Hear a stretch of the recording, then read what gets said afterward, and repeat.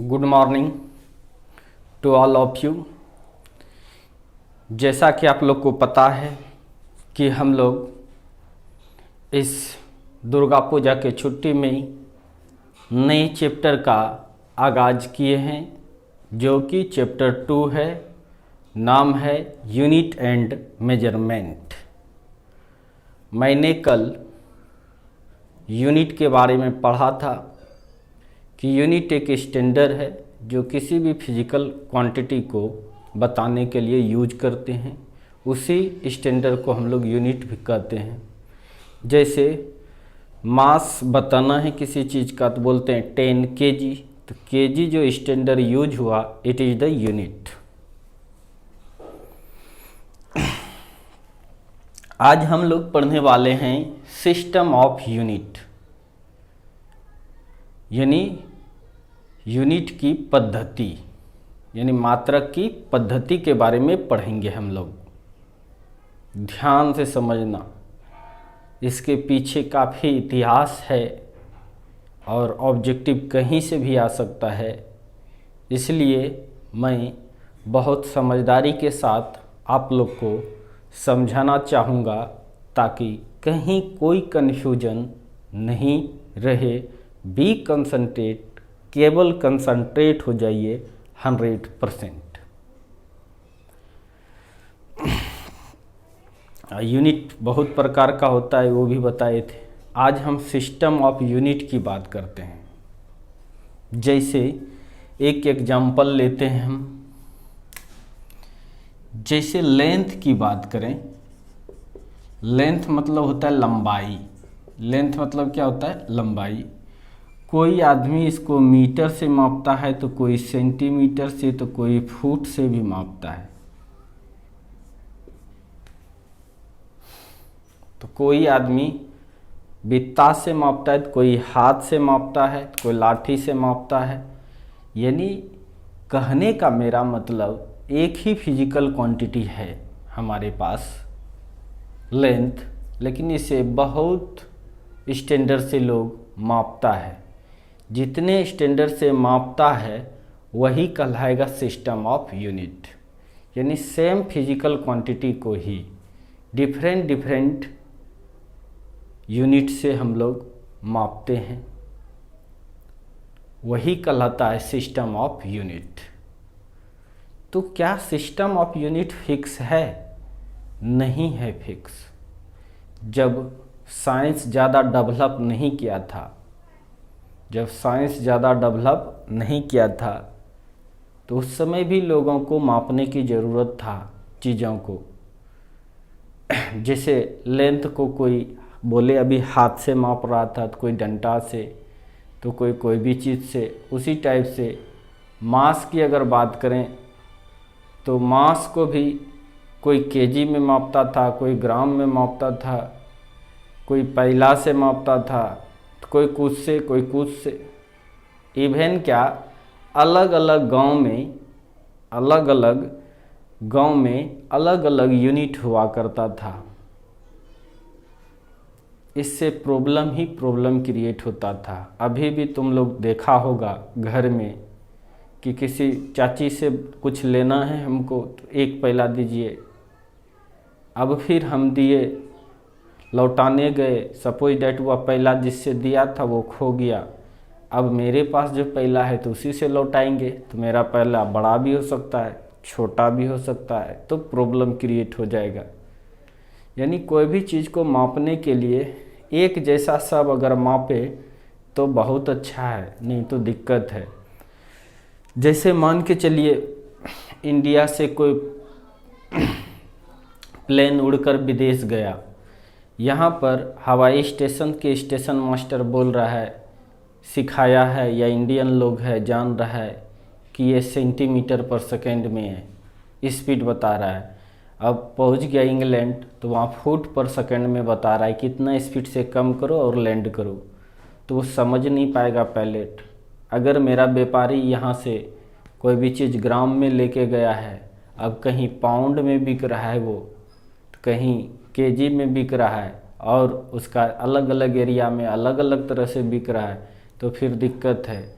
किसी और देश, जैसे और एग्जांपल, जैसे कोई देश का साइंटिस्ट है, कोई एक्सपेरिमेंट को किया ग्राम में लेकर, अब वह उसी चीज़ को कोई साइंटिस्ट केजी में लेकर कर रहा है, दोनों को मैच करता है, तो समझ में नहीं आ रहा है केजी और ग्राम, तो उस चीज़ों को समझ नहीं सकता था लोग। यानी यूनिट अगर एक जैसा नहीं था, यूनिट जब एक जैसा नहीं था, बहुत प्रॉब्लम क्रिएट होता था कोई भी चीज़ को आदान प्रदान करने में। बुक कहीं का कोई भी को दूसरा सिस्टम फॉलो करता था, कोई बुक दूसरा सिस्टम फॉलो करता था, इससे परेशानी ही परेशानी होता था। लड़ाई भी होने की चांस होते रहती थी कि मान के चलो गए कपड़े दुकान में, बोले कि हमको 5, अभी भी महिला लोग देखते हैं बोलती है कि 5 हाथ का साड़ी चाहिए। अब कोई नाटी महिला जाएगी तो वो 6 हाथ पुर जाता है, कोई लंबी जाएगी तो वो 4 हाथ पूरेगा। तो फिर ये तो फिक्स नहीं है ना यूनिट, जिसको जब यूनिट का यूज तो लोग पहले से कर रहा था, लेकिन जिसको जो आता था उसी हिसाब से लोग माप लिया करता था, जिससे प्रॉब्लम ही प्रॉब्लम था। लेकिन कुछ दिनों बाद धीरे धीरे जब साइंस का डेवलपमेंट होने लगा, कुछ देश में यूनिट के पीछे वर्क करना स्टार्ट कर दिया। जैसे सबसे ज़्यादा वर्क किया फ्रांस ने अपने देश में लागू कर दिया था। 2 सिस्टम चला रहा था, बोला अगर डिस्टेंस मापना है तो सेंटीमीटर में मापना, अगर मास मापना है तो ग्राम में मापना, और टाइम मापना है तो सेकंड में मापना। पूरे देशवासियों को कहा। ब्रिटिश में बोला अगर मास मापना है तो पाउंड में मापना, लेंथ मापना है तो फुट में मापना, टाइम मापना है तो सेकंड में मापना। फिर बड़े चीज़ को मापने के लिए फ्रांस में ही एक और सिस्टम चल रहा था। फ्रांस में 2 सिस्टम चल रहा था। उस सिस्टम में था अगर मास मापना है तो केजी में मापना, लंबाई मापना है, लेंथ मापना तो मीटर में, टाइम मापना है तो सेकंड में। तो ये तीनों सिस्टम्स बहुत ज़्यादा पॉपुलर हुआ था और संपूर्ण विश्व इसी तीनों में से कोई न कोई फॉलो करना स्टार्ट कर दिया था। इसी तीनों में से कोई न कोई फॉलो करना स्टार्ट कर दिया था। कोई मान के चलो फ्रेंच का सीजीएस सिस्टम को मान रहा था कोई देश, तो कुछ देश ब्रिटिश सिस्टम को भी मान रहा था, कोई देश फ्रांस के सीजीएस सिस्टम को भी मान रहा था। ये तब विकास हुआ, तब ये सब सिस्टम पॉपुलर हुआ था। उससे पहले तो लोग माप लेता था कोई भी चीज़ से, ज़मीन मापना है तुरंत लाठी गिरा देता था। अभी भी लोग हैं, बूढ़े पुराने लोग ऐसा ही करते हैं। उससे पहले तो और मापने का अजीबोगरीब तरीका था। लेकिन धीरे धीरे जब डेवलप हुआ तो ये 3 सिस्टम ज़्यादा पॉपुलर हुआ, सीजीएस सिस्टम, एमकेएस सिस्टम और एफपीएस सिस्टम। ये तीनों सिस्टम जो है, यानी संपूर्ण देश तीनों में से कोई ना कोई सिस्टम अपना रहा था। इंडिया में अपनाया था सीजीएस सिस्टम को, जबकि ब्रिटिश शासन कर रहा था यहाँ पे, इंग्लैंड वाले, वो अपनाया था, ब्रिटिश सिस्टम था एमकेएस, लेकिन इंडिया में सीजीएस। सेंटीमीटर, सी मतलब सेंटीमीटर, जी मतलब ग्राम और एस मतलब सेकेंड। क्यों ऐसा किया था इंग्लैंड वाले लोग? क्योंकि इंडिया में अगर कोई भी चीज़ बेचना है, उसको इंग्लैंड से लाया तो वो तो लाया केजी में, अब यहाँ दे रहा है ग्राम में, क्योंकि यहाँ का यूनिट ग्राम था। अब यहाँ से जब इंग्लैंड लेके गया तो वहाँ तो ले लिया केजी में, यहाँ तो ग्राम में बेचा था। इससे उसको मुनाफा होता था ज़्यादा, इसीलिए अपना सिस्टम जो था इंग्लैंड का, वो सिस्टम इंडिया पर लागू नहीं होने दे रहा था। तो ये सब इतिहास है। और यूनिट जो है, आपको बता देना चाहता हूँ कि यूनिट एक जैसा होना बहुत ही ज़रूरी था। नहीं तो पहले के ज़माने में 1960 ईस्वी के पहले लोग को अगर फिजिक्स पढ़ना है तो मैक्सिमम टाइम, चूँकि हर एक तरह का यूनिट की जानकारी लेना बहुत ज़रूरी होता था, तभी फिजिक्स में एंट्री मार पाता था। यानी आधा समय यूनिट को ही पढ़ने में स्टूडेंट्स का बर्बाद हो जाता था। चूँकि कोई भी खोज कोई अकेला देश नहीं करता है, आगे पढ़ना है आपको तो अलग अलग देश के भी बुकें आपको स्टडी करना पड़ेगा। कहीं पर कुछ खोज हुआ तो वो अपने हिसाब से लिखा है, यहाँ कुछ खोज हुआ तो यहाँ अपने हिसाब से लिखा है, तो दोनों को बदल के देखना बहुत ज़रूरी था। इसलिए लोगों को सबसे पहले यूनिट का जानकारी दिया करता था। यानी 1960 के पहले एक बहुत इम्पॉर्टेंट पार्ट माना जाता था यूनिट और मेजरमेंट को। बट 1960 ईस्वी के बाद कुछ ऐसा हुआ कि संपूर्ण विश्व एक ही यूनिट मानने लगा और उस यूनिट का नाम है एसआई सिस्टम। क्या नाम है उसका? SI system. सब समझेंगे। 1960 के बाद संपूर्ण विश्व इसी को मानना स्टार्ट कर दिया। अब प्रॉब्लम नहीं होता है। इससे फिजिक्स का एक बड़ा सा जो पार्ट था यूनिट डायमेंशंस, जो कि याद करने वाले चीज़ें था, इसमें कुछ फिजिक्स समझा नहीं जाता था, केवल मापने के लिए कि किसको किस में मापेंगे, किसको किस में मापेंगे, ये सब जानकारी इकट्ठा करने में ही स्टूडेंट्स का और टीचर का आधा समय बर्बाद हो जाता था और फिजिक्स कम सीख पाता था, चूँकि टाइम नहीं था। लेकिन आज के डेट में अगर इसे पढ़ाया जाए तो एक दिन में भी समाप्त किया जा सकता है। बहुत आसान हो गया। अब यह इम्पोर्टेंट चैप्टर नहीं रह गया, पहले बहुत इम्पोर्टेंट था। तो कैसे मानने लगा संपूर्ण विश्व, कैसे मानने लगा संपूर्ण विश्व एक ही जैसा यूनिट, जिसको एसआई यूनिट कहेंगे, इसके पीछे का कहानी अब हम लोग स्टार्ट करते हैं। देखिए, आपको पता है इस चीज़ के बारे में सबसे ज़्यादा अगर कोई सोचा है या मेहनत किया है तो वो फ्रांस है।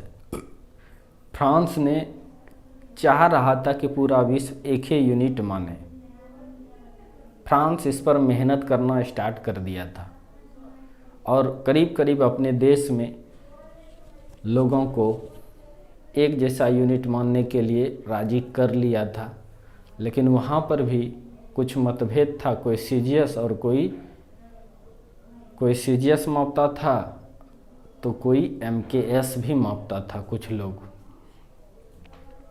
देखते हैं। फ्रांस भाषा में एक संस्था का नाम है CGPM और इसी संस्था को बदल दिया। चूँकि देखिए, इंग्लिश जो कहते हैं ना कि हम लोग मान के चले अमेरिका में अमेरिकन इंग्लिश चलता है, हम लोग जो बोलते हैं इंग्लिश ये ब्रिटिश इंग्लिश बोलते हैं। जर्मनी में जर्मन वाला इंग्लिश चलता है, फ्रांस में फ्रेंच चलता है, फ्रेंच इंग्लिश। तो सब इंग्लिश एक जैसा नहीं है, वर्ड में भी आपको इधर उधर मिलेगा। हम लोग जो जानते हैं वो ब्रिटिश इंग्लिश जानते हैं, वही पढ़ते हैं हम लोग, ठीक है। फ्रांस में जो एक संस्था चल रहा था जिसका नाम था CGPM, ये 1885 से ही चल रहा था। कब से चल रहा था? 1885 ईस्वी से ही चल रहा था। इस संस्था का नाम था C से कॉन्फ्रेंस जनरल हम लोग की तरह नहीं है, फ्रांस भाषा में लिखा हुआ है जनरले डी पॉइंट्स इट मेजर्स। इसका पूरा फॉर्म फ्रांस भाषा में ये है, कॉन्फ्रेंस जनरले डी पॉइंट्स इट मेजर। चूँकि यह तो हम लोग को समझ में आएगा नहीं, तो इसी चीज़ को ब्रिटिश ने, इसी संस्था का नाम ब्रिटिश ने बदल दिया। और ब्रिटिश में अभी फ्रेंच में भी यही नाम से चलता है, फ्रेंच भाषा में है इस संस्था का नाम। और ब्रिटिश भाषा में इसी संस्था का नाम रखा GCWM, मतलब जनरल, ये सब का मीनिंग जो हम लोग जानते हैं वही होगा, general conference of weight and measurement. एक संस्था था। इस संस्था में मौजूद टीम, इस संस्था में ये संस्था 1885 से ही चल रहा था, लेकिन 1960 ईस्वी में, कब? 1960 ईस्वी में इस संस्था में मौजूद टीम, इस संस्था जो था, इस संस्था में बैठक हुआ। संस्था समझ रहे हैं ना? इसी संस्था में बैठक हुआ और उस बैठक में टीम बैठा, एक ISO और दूसरा IEC। ISO मतलब इंटरनेशनल स्टैंडर्ड ऑर्गेनाइजेशंस, यानी अंतर्राष्ट्रीय यूनिट का जो ऑर्गेनाइज करता है, एक टीम ये था, और एक कुछ साइंटिस्ट का भी टीम था जिसको कहते हैं इंटरनेशनल इलेक्ट्रोटेक्निकल कमीशन।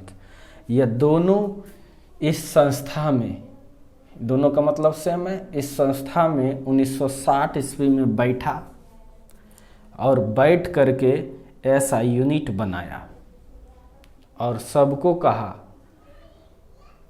कि आज के बाद से डिस्टेंस मापना है लेंथ तो मीटर में मापना, लेंथ मापना है तो मीटर में मापना, सब बढ़ाएंगे। अगर आपको टाइम मापना है सेकेंड में मापना, टेम्परेचर मापना है तो केल्विन में मापना, मास मापना तो केजी में, इलेक्ट्रिक करंट तो एम्पियर में, लुमिनस इंटेंसिटी तो कैंडिला में, अमाउंट ऑफ सब्सटेंस तो मोल में। यानी 1960 ईस्वी में, 1960 ईस्वी में इसी संस्था में, ये संस्था पेरिस में है। कहाँ पर है? पेरिस में है। पेरिस में इस संस्था में ISO का टीम और IEC का टीम दोनों जाके मिला। ये साइंटिस्ट का टीम है और ये मापतौल के लिए दोनों जाके मिला, यानी संपूर्ण विश्व का, इंटरनेशनल मतलब अंतर्राष्ट्रीय, पूरे विश्व का सभी मानो साइंटिस्टों का समुदाय जो कि मापने के चक्कर में पड़ा है, फिजिक्स को आसान बनाने की कोशिश कर रहा था, साइंस को डेवलपमेंट करने के लिए कोशिश कर रहा था, जो बाधा आ रहा था यूनिट कि हर लोग अलग अलग तरीके से माप रहा था।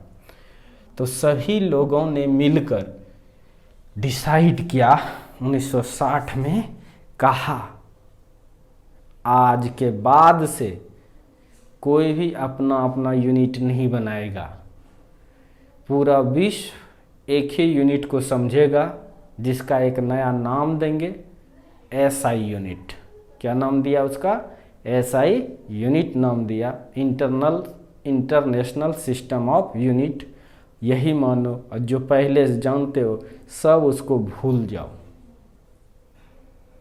तब उसी समय से हम लोग को एक ही तरह से हर जगह यूनिट को मापते हैं, तो हम लोग को समझ में आ गया। तो ये सब चीज़ लिखाएंगे। तो सिस्टम ऑफ यूनिट, कोई कह दे 2 है, 4 है, 5 है, 10 है, नहीं, अनंत था सिस्टम ऑफ यूनिट। क्या कि एक ही चीज़ को अलग अलग देश अलग अलग तरीक़ा से माप रहा था शुरुआती दौर में। ये तो डेवलप किया तब ना, शुरुआती दौर में इवन कि अलग अलग गांव में अलग अलग यूनिट हुआ करता था। उसका इफेक्ट अभी भी देखने को मिलता है थोड़ा बहुत, जिसको जिससे मन हुआ उसी से मापना स्टार्ट कर देता था। तो सिस्टम ऑफ यूनिट बहुत था, लेकिन मेनली रूप से जब थोड़ा थोड़ा विकास हुआ, साइंस का डेवलपमेंट हुआ, तो वही बोले। फ्रांस में 2 तरह का यूनिट चल रहा था और एक ब्रिटिश यूनिट था। ये तीनों इतना पॉपुलर हुआ था कि संपूर्ण विश्व इसी तीनों में से किसी न किसी को मापता था। इंडिया में CGS को लेकर चलता था लोग, नहीं तो आपके आसपास में अगर यदि 1960 ईस्वी के पहले का कोई पढ़े लिखे बूढ़े बुजुर्ग मिले तो उससे पूछना। बहुत इम्पॉर्टेंट था यूनिट एंड डायमेंशन उस समय, क्योंकि हर तरह का यूनिट पढ़ना पड़ता था स्टूडेंट्स को। लेकिन आज तो बिल्कुल आसान हो गया ये, तो मैं इसको मिटाना चाहूँगा। ये सब जब यूज करेंगे एक बार देख लीजिए, फिर से समझा देता हूँ। फ्रेंच भाषा में इसको कहते हैं CGPM। इसी को ब्रिटिश में जो हम लोग जानते हैं, हम लोग को भी ब्रिटिश वाला ही समझ में आता है, उसको GCWM कहते हैं, general conference of weight and measurement. इसी संस्था में डिसाइड हो रहा था वेट और यानी किसको किस में मापेंगे 1960 ईस्वी में। कई एक बार मीटिंग हुआ, फाइनल हुआ जाके 1960-61 में। बुक में 1960 दिया, इसलिए हम भी दिए। तो इसी संस्था में बैठक हुआ, ये पेरिस में है। इस बैठक में लोग पहुँचे, तो कौन पहुँचेगा? घास काटने वाला भी पहुँच जाएगा, वही डिसाइड करेगा? नहीं, कुछ IEC का team, international electro technical commissions का टीम था, जो साइंटिस्ट लोग था, और कुछ स्पेशल था ISO का टीम, जो इंटरनेशनल स्टैंडर्ड मतलब यूनिट का ऑर्गेनाइजेशंस करने की कोशिश कर रहा था। ये सब पहुंचा, सब ने मीटिंग कर लिया। यानी संपूर्ण देश का समझो, जो यूनिट के चक्कर में पड़ा था, पूरे विश्व के लोग वहाँ पहुँचे और डिसाइड कर लिया और SI यूनिट बना लिया। ठीक है, तो चाहो तो पॉज करके इसको लिख लो, पॉज करो, लिखो, नोट करके लिख लेना, NOT नोट करके पूरे को लिखो। लिख लिया? अब मिटाता हूँ इसको।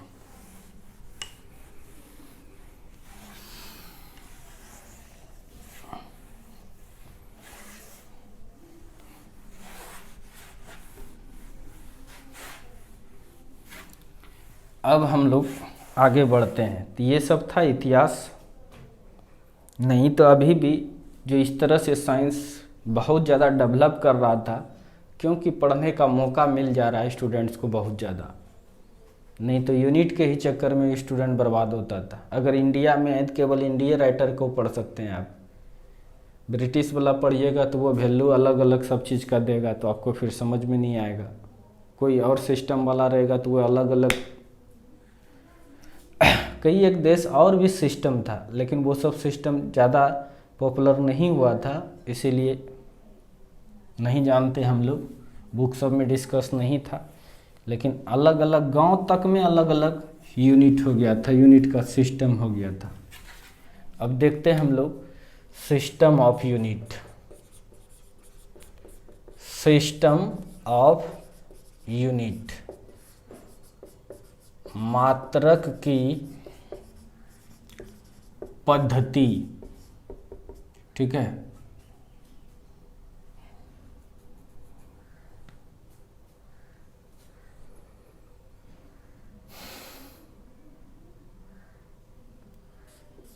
the different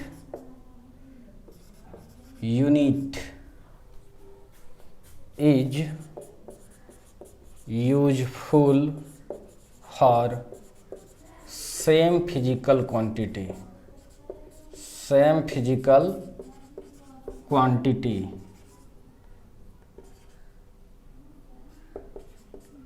is called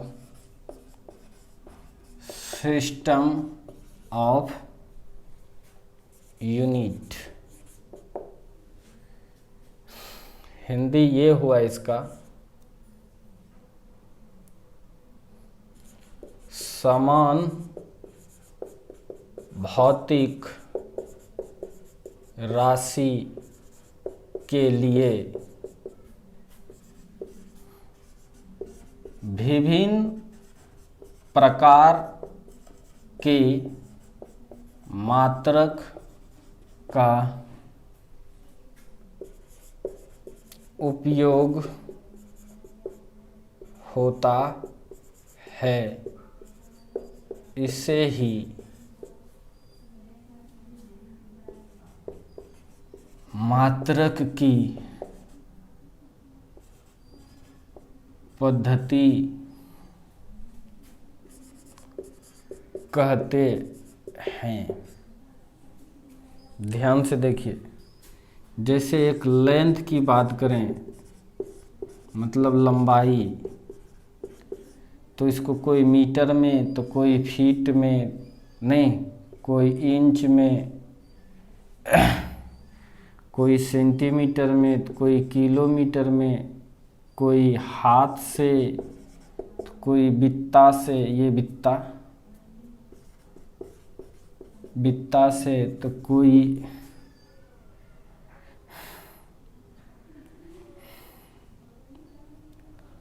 लाठी से तो कोई किसी से भी मापता है, यानी एक ही फिजिकल क्वांटिटी है लेंथ, तो कोई किसी से, कोई किसी से, कोई किसी से, कोई किसी से, कोई किसी से, कोई किसी से, कोई किसी से, कोई किसी से, ऐसे मापता था। उसी टाइप से मास का भी एक फिजिकल क्वांटिटी देके समझाना चाहता है। तो बस इसका मतलब बहुत सारे सिस्टम हैं, बहुत सारे सिस्टम हैं, यूनिट को मापने के लिए बहुत सारे सिस्टम था। लेकिन जब थोड़ा विकसित हो गया था, लगभग 1960 18वीं शताब्दी के और 19वीं शताब्दी के बीच में, तो कुछ डेवलप कर गया, और ये जो बहुत प्रकार का था यूनिट, वह केवल बचा डिस्टेंस को अगर मापता था कोई, तो या तो मीटर में, या तो सेंटीमीटर में, या तो फिर फुट में, संपूर्ण विश्व। और भी था कोई अलग लाठी से, नहीं समझे, इवन कि अलग अलग गांव में अलग अलग यूनिट हो चुका था, इतना यूनिट था गिनती नहीं कर पाओगे, वो सब सिस्टम ऑफ यूनिट कहलाता है। लेकिन जब साइंस विकास हो गया, तब लंबाई को कोई मीटर में मापता था, कुछ देश में सेंटीमीटर में, तो कुछ देश में फुट में, तो कुछ देश में फुट में मापता था। बिजली कट गया है, फिर आगे बताता हूँ।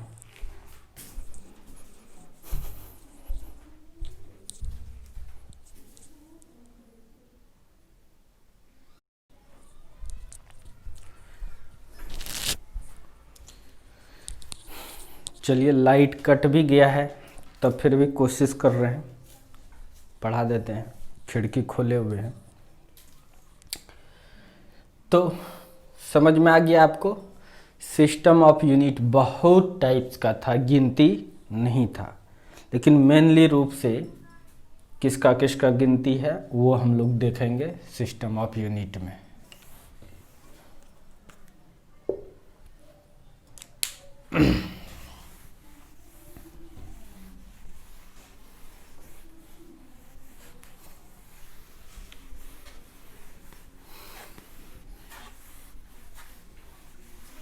तो हेडिंग लगाएंगे,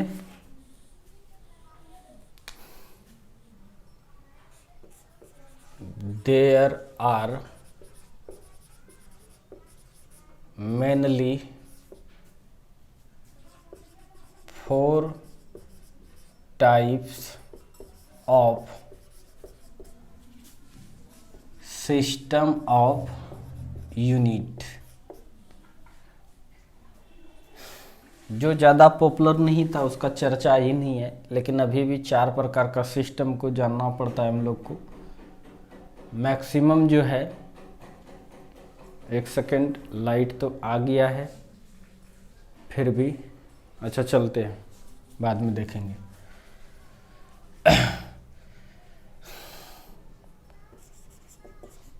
मुख्य रूप से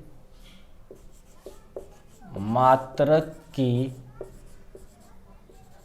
पद्धति 4 है। समझ में आया? कितना है? 4 है। अनंत हो सकता है, था, लेकिन मुख्य रूप से कितना है? 4, जो कि हम लोग को पढ़ना पड़ता है। पहला CGS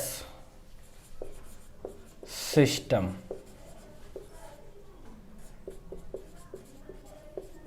फ्रेंच सिस्टम था, फ्रेंच में यह सिस्टम चल रहा था। और फिर दूसरा जो था वो था MKS सिस्टम, ये ब्रिटिश सिस्टम था, ब्रिटिश सिस्टम इंग्लैंड वगैरह में चलता था। और फिर तीसरा है, ये था MKS सिस्टम, ये भी सिस्टम फ्रेंच सिस्टम ही था, फ्रेंच में ही ये भी चल रहा था। और फिर 1960 ईस्वी में बनाया SI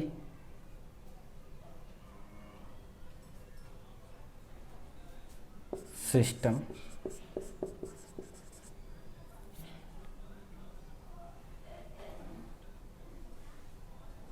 तो चारों को हम लोग पढ़ेंगे कि CGS सिस्टम, MKS सिस्टम और CGS सिस्टम और FPS सिस्टम। FPS सिस्टम, इसके नाम ही डिफिनेशन छुपा हुआ है। सबको बारी बारी समझेंगे, तो नोट करो इसको। आई होप नोट कर लिया होगा। मिटाता हूँ, पॉज करके नोट कर लेना है। चलिए, अच्छी बात है। एक सेकंड, थोड़ा लाइट बंद कर दूं।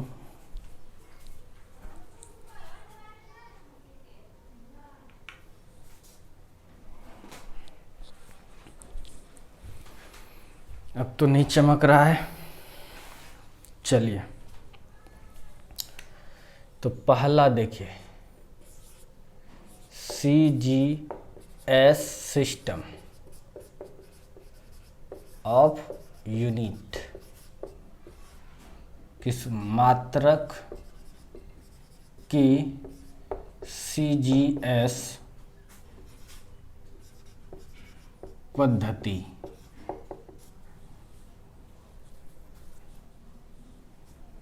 इसके नाम में C मतलब होता है सेंटीमीटर,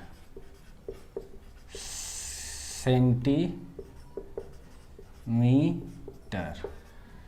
G मतलब होता है ग्राम, S मतलब होता है सेकेंड। यानी वैसा सिस्टम जिसमें लंबाई को सेंटीमीटर में किसको मापेंगे, लेंथ को, और किसी का मास मापना है तो ग्राम में, और टाइम मापना है तो सेकेंड में। इस तरह से अगर माप रहे हैं आप, लंबाई अगर सेंटीमीटर में माप रहे हैं, मास को ग्राम में माप रहे हैं, और टाइम को सेकेंड में माप रहे हैं, तो इसको CGS सिस्टम कहते हैं। लिखेंगे कैसे? The system of unit in which length is measured in centimeter,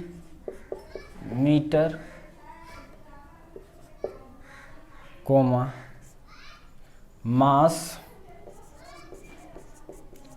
is measured in kilogram and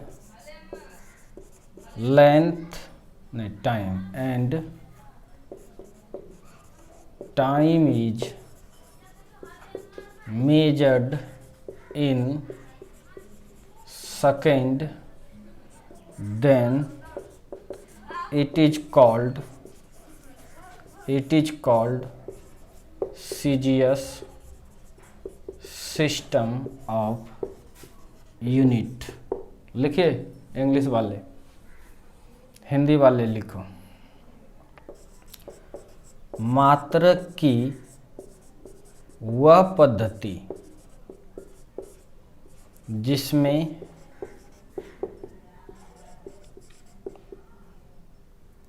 लंबाई को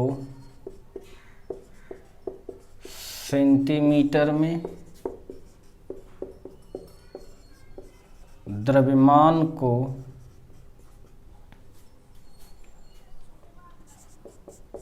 ग्राम में तथा समय को सेकेंड में मापा जाता है,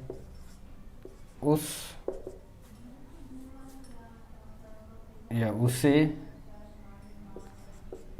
मात्रक का CGS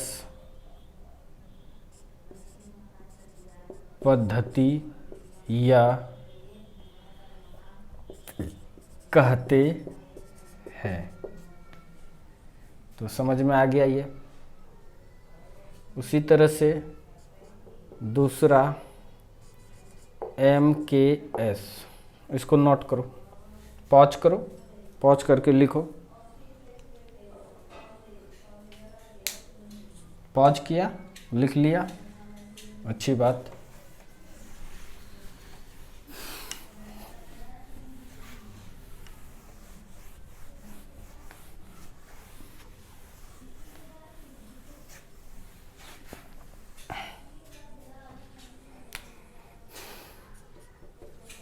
अब दूसरा FPS सिस्टम ऑफ यूनिट, मात्रक की FPS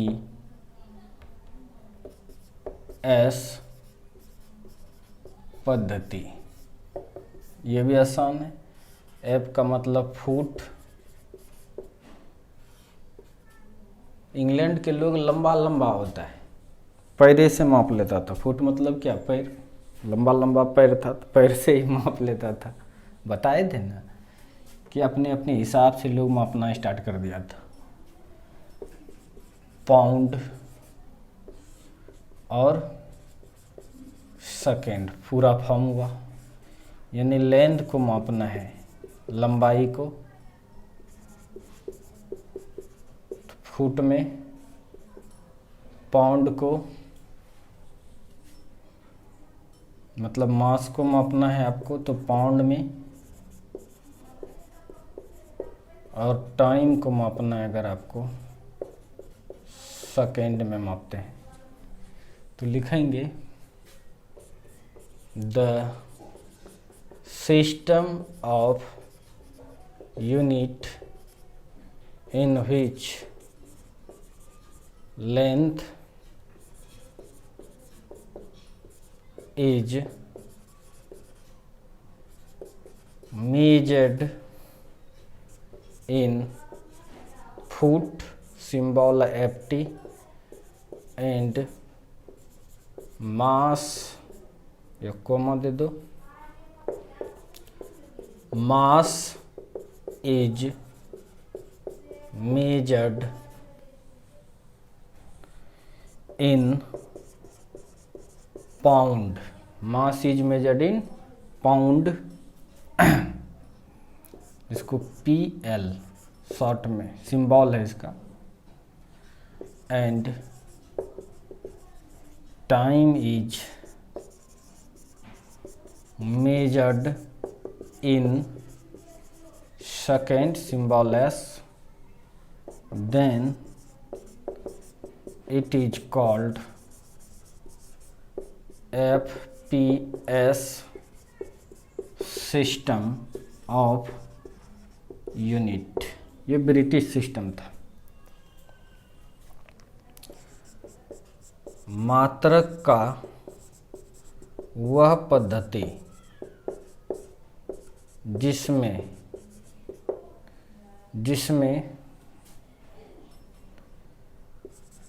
लंबाई को फुट में, FT है सिंबल फुट का, द्रव्यमान को पाउंड, हिंदी नहीं होता है पाउंड का, पाउंड को PL से संबोधित करता है, तथा समय को सेकेंड में, ऐसे करते हैं, मापा जाता है, तो इसे मात्रक का FPS पद्धति कहा जाता है। FPS पद्धति कहा जाता है।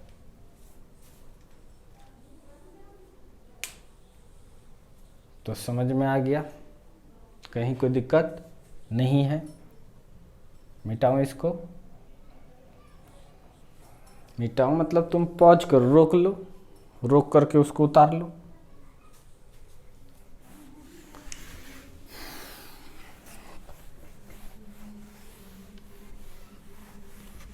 अब तीसरा नंबर,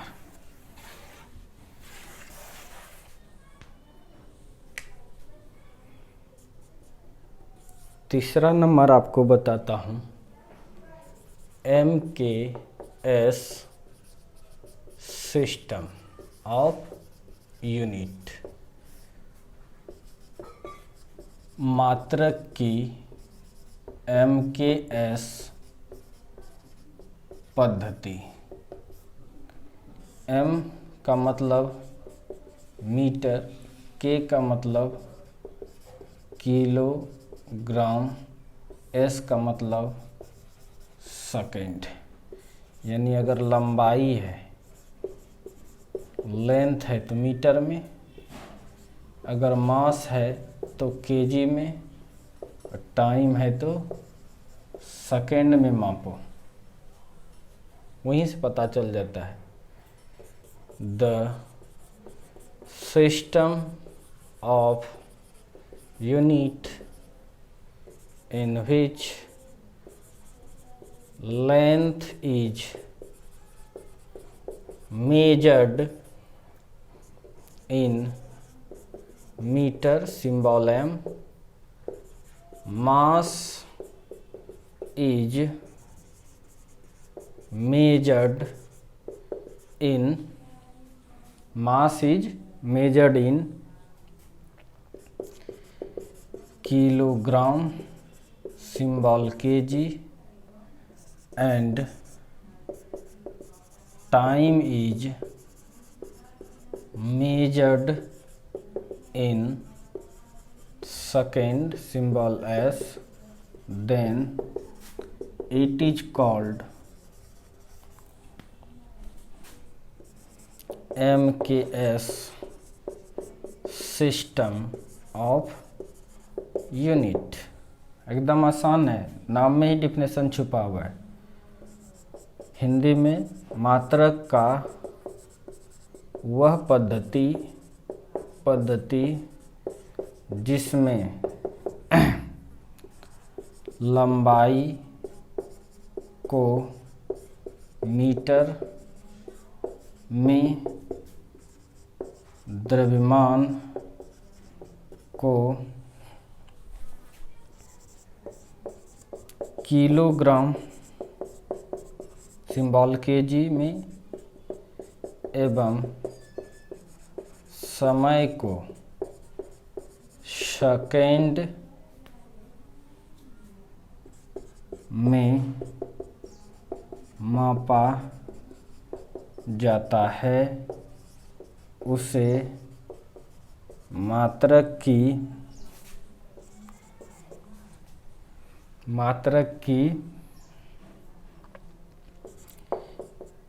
MKS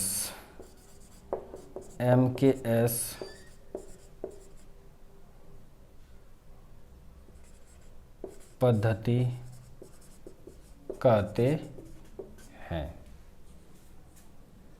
तो समझ में आ गया। पहले ये तीनों चीज को मापता था, मास लेंथ टाइम, यानी लेंथ मास टाइम, तीन ही चीज को पहले मापता था। चूँकि फिजिक्स ज़्यादा डेवलप किया नहीं था, इसीलिए यही तीन चीज को मापता था। केवल मैकेनिक्स ही था, इसीलिए ये सबको माप आता था। लेकिन 1960 ईस्वी में जो बताए सब साइंटिस्ट ने मिलकर पूरे विश्व के लिए यूनिट दिया, तो ये 3 से बढ़ के 7 हो गया, 3 से बढ़ के 7 हो गया। फिर वो जो 7 जो हो गया, पहले भी चर्चा किए थे, उसमें से कुछ छूट गया, एंगल भूल गया था मापना, तब 2 और सप्लीमेंट्री यूनिट भी ऐड हुआ। इसको लिखो, नोट करो फटाक से, पॉज करो, लिखो, लिख लिया।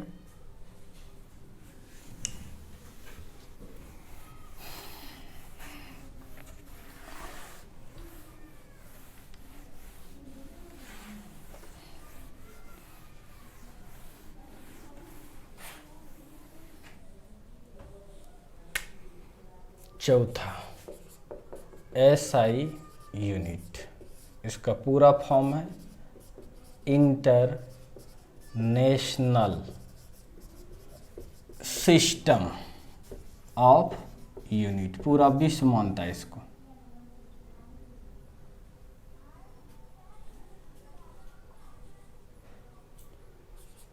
SI मात्रक, पूरा नाम है मात्रक की राष्ट्रीय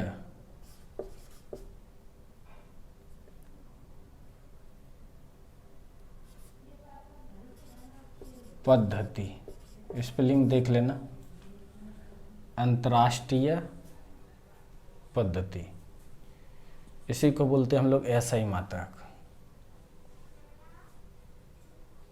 इसमें 3 ही नहीं है, ना ही इसके नाम में डेफिनेशन छुपा है, इसमें 7 गो है SI मात्रक और 2 ठो क्या है सप्लीमेंट्री मात्रक।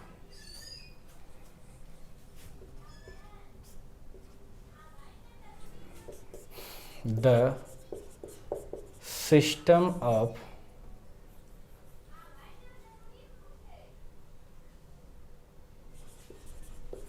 unit in which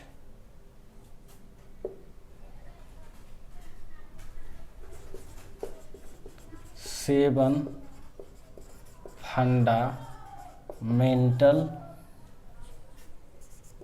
unit and 2 supplementary unit is called SI unit।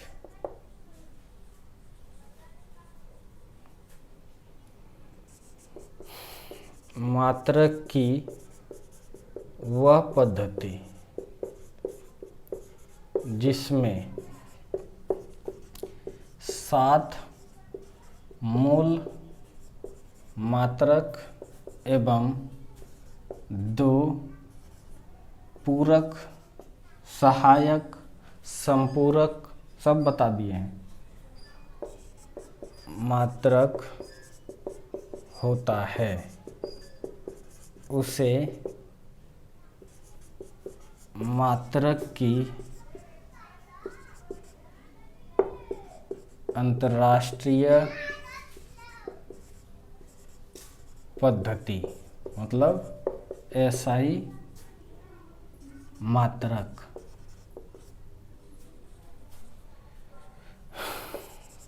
कहते हैं। तो समझ में आ गया, मात्रक की वह पद्धति जिसमें 7 मूल मात्रक एवं 2 पूरक मात्रक होता है उसे मात्रक की SI मात्रक कहते हैं या मात्रक की अंतर्राष्ट्रीय पद्धति कहते हैं। फटाक से लिखो क्या क्या है वो देखते हैं हम लोग। आई होप आप लोगों ने लिख लिया होगा, पॉज करेगा अपने लिख लोगे, उसके बाद आगे बढ़ना।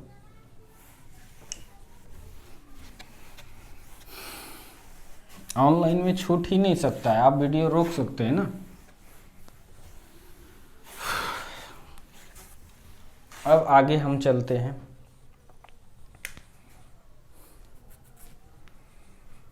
आगे हम चलते हैं कौन सा यूनिट, तो देखते हैं कौन कौन सा 7 है। एक तरफ लिखिए फंडामेंटल क्वांटिटी, एकदम याद रखना है इसको। और दूसरा फंडामेंटल यूनिट और सिंबल।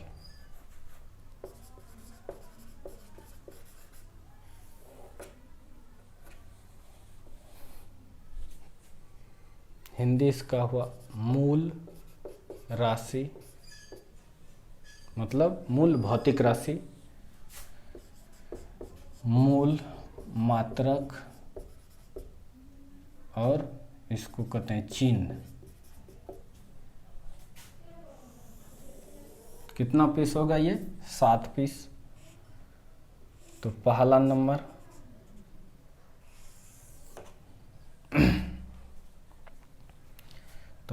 Number length. लेंथ मतलब होता है लंबाई। जानते हैं इसका क्या यूनिट होता है? एसआई में मीटर। MKS सिस्टम को में जितना था बेसिक यूनिट था ना 3, वो पूरा रहने दिया। फ्रेंच का जो MKS सिस्टम था SI में वो सब है और कुछ ऐड किया, कई की फिजिक्स में कुछ और आ गया था, उसका भी लोग मेजरमेंट नहीं कर पा रहा था, कोई यूनिट रखा नहीं था। सिंबल इसका मीटर। फिर दूसरा नंबर मास, मतलब द्रव्यमान। एकदम याद रखना पड़ेगा ये सब चीज। इसको मापा किलोग्राम में, सबको बोला है मापने के लिए। सिंबल है इसका केजी। तीसरा नंबर टाइम, मतलब समय। इसको सेकेंड में सिंबल है एस। फिर चौथा नंबर टेम्परेचर, मतलब तापमान। इसको बोला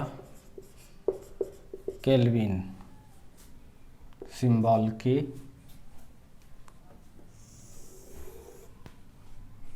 उसके बाद पांचवा इलेक्ट्रिक करंट, विद्युत धारा। इसका एम्पियर। देखिए अगर साइंटिस्ट का नाम रहता है ना, छोटी लेटर से लिखते हैं। एम्पियर सिंबल बड़ी लेटर से देते हैं। छठा लुमिनियस इंटेंसिटी। हिंदी इसका होता है ज्योति तीव्रता। कैंडेला, सिंबल इसका है CD। और 7 नंबर में अमाउंट ऑफ सब्सटेंस, पदार्थ की मात्रा। इसको लिखते हैं मोल।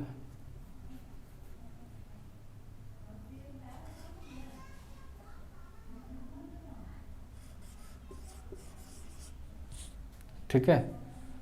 और सिंबल है कैपिटल MOL। समझ में आ रहा है कि नहीं? ई खाली छोड़ देते हैं, वही है इसका सिंबल। तो ये 7 है फंडामेंटल। 2 ठो आपका होगा सप्लीमेंट्री। ये सब SI यूनिट कहलाता है। समझ में आ रहा है कि नहीं? तो ये सब फंडामेंटल क्वांटिटी है और ये सब इसका क्या है? SI यूनिट है।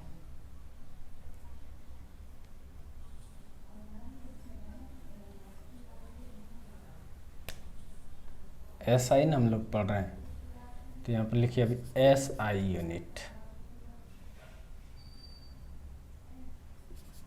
हिंदी में SI मात्रक। तो ये सब कहीं मीटर है, किलोग्राम है, सेकेंड है, केल्विन है, एम्पियर है, कैंडेला है, मोल है, ये सब क्या है? SI unit. पहले के फिजिक्स में पहले ज़्यादा विकसित नहीं हुआ था, इसीलिए यही तीनों यूज होता था, लेंथ, मास, टाइम। लेकिन 1960 में जो मीटिंग हुआ उसमें तब तक थर्मोडायनामिक्स भी आ गया था, तो टेम्परेचर की बातें भी हो रहा था।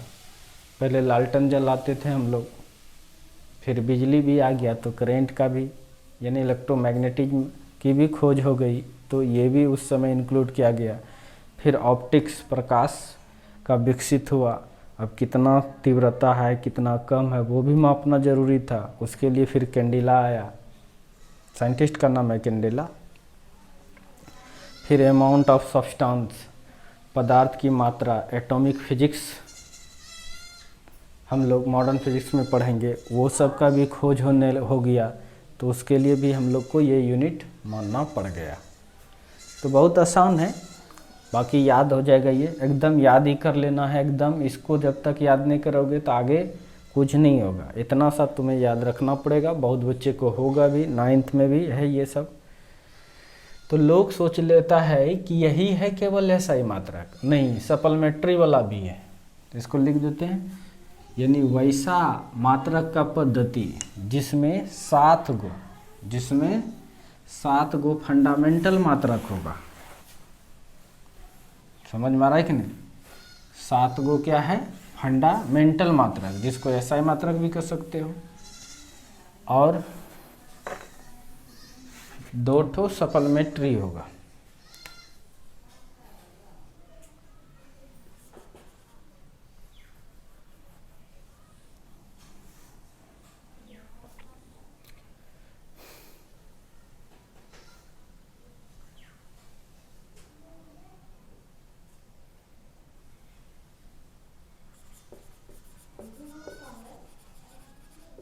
मेंट्री SI unit.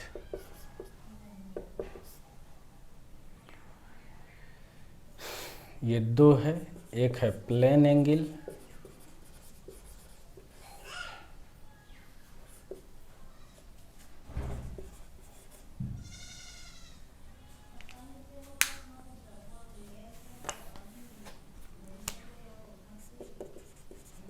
Fundamental unit, sorry quantity,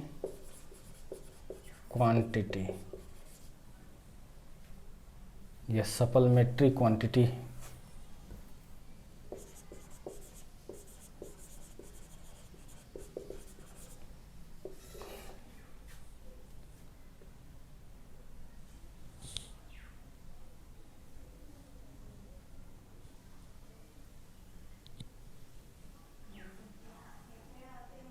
supplementary quantity भी फंडामेंटल क्वांटिटी लिख सकते हैं, कोई दिक्कत नहीं है। आपको पढ़ा दिए हैं फंडामेंटल क्वांटिटी और इधर फंडामेंटल यूनिट। फंडामेंटल क्वांटिटी किसको कहते हैं? जो दूसरे पर निर्भर नहीं करता है। या फंडामेंटल यूनिट किसको कहते हैं? जो दूसरे यूनिट पर निर्भर नहीं करता है। तो इसका पहला नंबर प्लेन एंगल, मतलब समतल कोण। इसका यूनिट होता है रेडियन।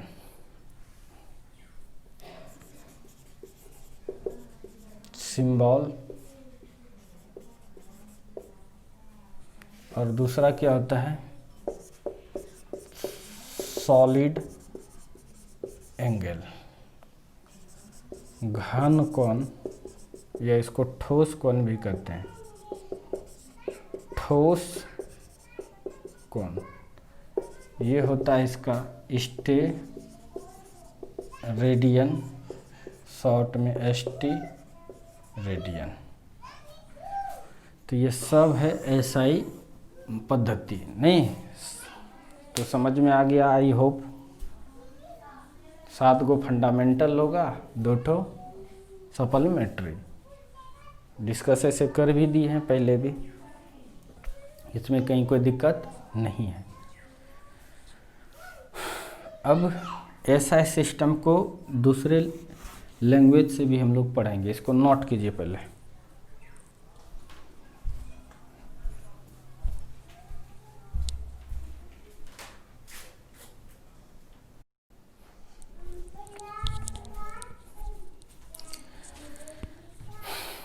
तो चलिए, बहुत अच्छी बात है,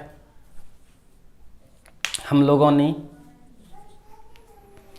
एसआई यूनिट पढ़ा। मात्रक की अंतर्राष्ट्रीय पद्धति क्या है? वह सिस्टम जिसमें 7 फंडामेंटल यूनिट और 2 सप्लीमेंट्री यूनिट होता है, उसको हम लोग एसआई यूनिट कहते हैं। बाकी सब में 3 ही था, ठीक है, और उसके बाद लिख के दिखा देना है। लेकिन अब इसका हिस्टोरिकल डिफिनेशंस देखते हैं क्या है।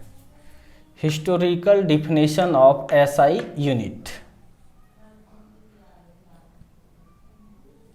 एसआई मात्रक का हिस्टोरिकल परिभाषा, ये भी तुम्हें कहीं कहीं लिखा हुआ मिल जाएगा, और ये भी जानना अत्यंत जरूरी है क्योंकि ऑब्जेक्टिव इससे भी पूछ देता है। इसीलिए इसको मैं बहुत अच्छे से लिखने का प्रयास किया है, जैसा मेरा स्वभाव है, स्वभाव के अनुकूल मैंने इसे लिखा है। देखिए, पढ़ भी देता हूँ। The system of unit which is introduced for all over world. फिर से सुनना। The system of unit which is introduced for all over world by ISO। समझ चुके हैं, क्लास आने से पहले बताए। एंड IES एक टीम है। In the assembly of GCWM, समझ में आ गया, संस्था का नाम है, और CGPM, दोनों का मतलब एक ही होता है। ये ब्रिटिश में और ये फ्रेंच में है। In the year of 1960 at Sevres place, एक जगह का नाम है। कहाँ का है वो? पेरिस। मतलब किसका राजधानी है वो? फ्रांस का। यानी एक फ्रांस का राजधानी है पेरिस। उस पेरिस का में भी जगह का नाम है सर्व। जैसे बिहार के, यह भारत के लेके चलो, बोलते ना भारत के दिल्ली, भारत की राजधानी दिल्ली पर कोनो एक जगह का नाम होगा ना, उसी टाइप का बात है। Is called SI unit. This unit is modified form of MKS। MKS में जो 3 था, तो इसमें भी 3 तो वही है system. So it is also known as rationalised MKS system. यानी SI सिस्टम को हम लोग रेशनलाइज्ड MKS सिस्टम भी कह सकते हैं। हिंदी में सुनना। मात्रक की वह पद्धति जो संपूर्ण विश्व के लिए, पूरे विश्व के लिए 1960 ईस्वी में फ्रांस के राजधानी पेरिस, जैसे भारत के राजधानी दिल्ली, दिल्ली में भी कोई जगह होगा ना भाई, उसी टाइप से फ्रांस के राजधानी पेरिस के सर्व नामक स्थान पर, समझ में आया कि नहीं, स्थान पर मौजूद GCWM, या ये ब्रिटिश में लिखा हुआ है संस्था का नाम, या CGPM संस्था के समारोह में, यानी उसका जो मीटिंग है, उस संस्था का मीटिंग में ISO एवं IEC के टीम पहुंचा था वहाँ, द्वारा लागू किया गया। इसे SI मात्रक या मात्रक की अंतर्राष्ट्रीय पद्धति कहते हैं। यह मात्रक MKS पद्धति का संशोधित रूप है।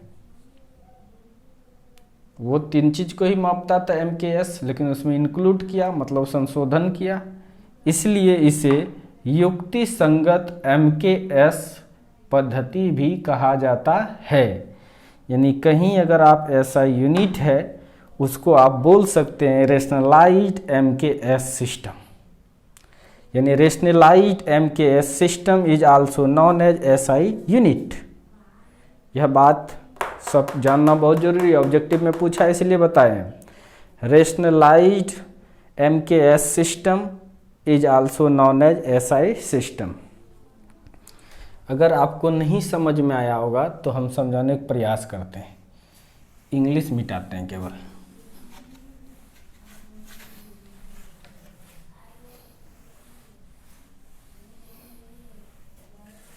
छोड़ो, अभी हम पेरिस नहीं जा रहे हैं, हम इंडिया जा रहे हैं। या चलो हम जा रहे हैं पेरिस। मात्रक की वह पद्धति जो संपूर्ण विश्व के लिए 1960 ईस्वी में फ्रांस के राजधानी, एक फ्रांस देश है, जैसे इंडिया देश है उसी टाइप से फ्रांस भी देश है। भाई इंडिया में कहाँ, इसका राजधानी कहाँ है? दिल्ली। तो उसी टाइप से इसका राजधानी है पेरिस। तो पेरिस में कहाँ, जैसे दिल्ली में कहाँ, कोई ना कोई मोहल्ला का नाम होगा। बताइए दिल्ली का कोई मोहल्ला का नाम दे देते हैं, लाल किला। लाल किला। उसी टाइप से पेरिस में कोई मोहल्ला है,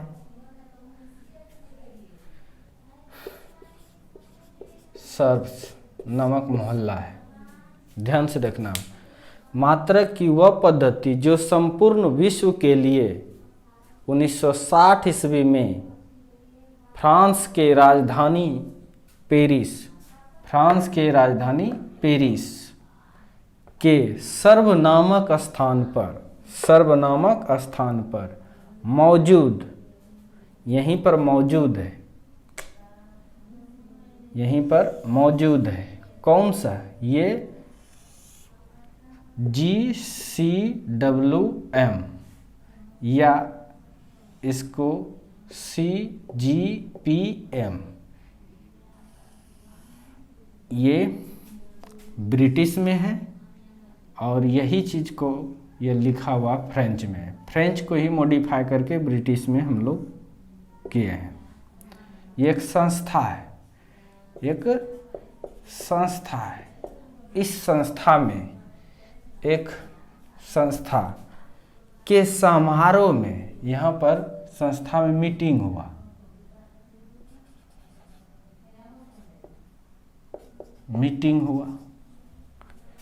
तो उस मीटिंग में पहुंचा ISO का टीम। कौन कौन पहुंचा? मीटिंग में पहुंचा कौन सा टीम? कुछ आदमी गया ISO का और कुछ आदमी गया IEC का, के टीम द्वारा लागू किया गया। बहस हुआ, किसको कैसे मापेंगे भाई, पूरा बहस चला। बहस करके लागू किया। इसे ही SI मात्रक या मात्रक की अंतर्राष्ट्रीय पद्धति कहते हैं। ठीक है, तो इसमें यह मात्रक MKS जो था उसी का संशोधित रूप है। MKS जो था उसी का संशोधित रूप है, इसलिए इसे युक्ति संगत MKS पद्धति भी कहा जाता है। SI यूनिट को रेशनलाइज्ड MKS सिस्टम भी कहते हैं। तो लागू किया, क्या क्या लागू, वो तो हम लिखे जो वही किया था लागू, फिर से लिखना पड़ेगा आपको। मिटा दो इसको, मिटा देते हैं। यानी इतना समझो कि सब साइंटिस्ट ने मीटिंग कर लिया।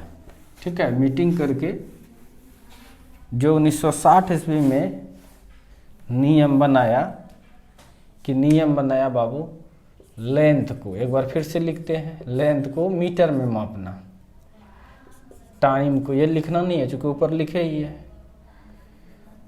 और मास को तुम लोग केजी में मापना, और टाइम को सेकेंड में मापना।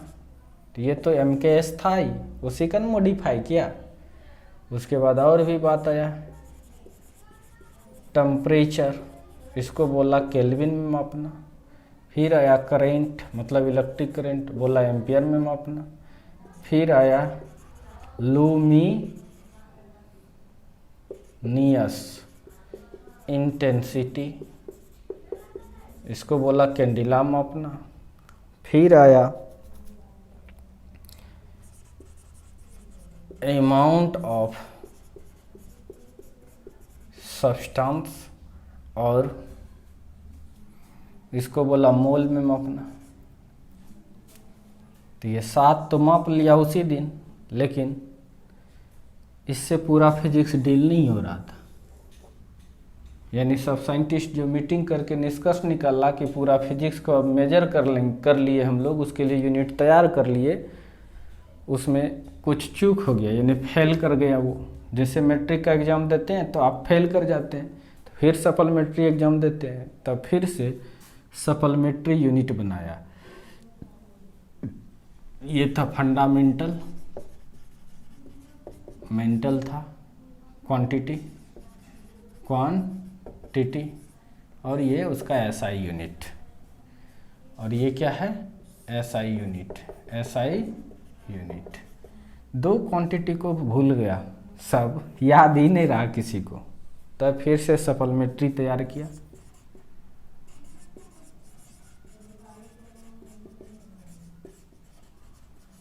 फंडामेंटल क्वांटिटी, तब इसमें और बोला प्लेन एंगल को बोला रेडियन में, और सॉलिड एंगल को किस में बोला स्टे रेडियन में। 1960 ईस्वी में यह डिसाइड किया गया है, ये पूरा विश्व मानता है यही, और आप नहीं भी जानते तो कोई दिक्कत नहीं है, आपको केवल यह जानना है। अब इसी के सहायता से जितने भी टर्म में आएगा फिजिक्स में सब मापा चला जाता है अभी तक। जैसे पहले ज़्यादा विकसित नहीं हुआ था तो इसी टर्म पर हो गया था, पूरा पहले मैकेनिक्स ही था तो इससे डील हो जाता था।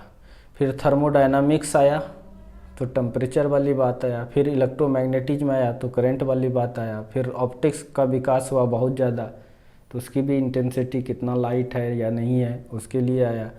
फिर हम मॉडर्न फिजिक्स का विकास हुआ तो अमाउंट ऑफ सब्सटेंस भी आया। तो आप लोग आई होप समझ में आ गया, और एंगल तो चाहिए ही, तो इतना आप लोग को समझ में आ गया। यही है आपका फंडामेंटल फिजिकल क्वांटिटी और इसका SI यूनिट। इस सब के पीछे कोई लॉजिक नहीं है, सब साइंटिस्ट ने मिलकर इसको माना है, इसीलिए हम लोग को मानना पड़ेगा, याद रखना पड़ेगा। जो सब ने बोला है उसी को याद आपको भी रखना पड़ेगा, नहीं बाकी कहेंगे हम नहीं मानेंगे, अब मानना पड़ेगा, नियम बन गया ना। जब नियम नहीं था तो कोई कुछ मीटर ने मिला के सीटर से माप लेगा, उंगली से माप लेता था, बित्ता से माप लेता था, लेकिन अब आपको इसी तरह से मापना है। आई होप आपको एकदम क्लियर कॉन्सेप्ट हो गया होगा। लेकिन अब 1 मीटर कहा किसको, 1 kg किसको कहा, 1 सेकेंड किसको कहा, 1 केल्विन, 1 एम्पियर, 1 कैंडिला, 1 मोल, 1 रेडियन, 1 स्टेरेडियन किसको कहा, सबको हम लोग बारी बारी से पढ़ेंगे, सबको का डेफिनेशन पढ़ेंगे, किसको कहा, ठीक है। उसके बारे में हम लोग सीखेंगे नेक्स्ट क्लास में। आई होप आपको बेहतर तरीके से ये समझ में आ गया। Thank you for watching me.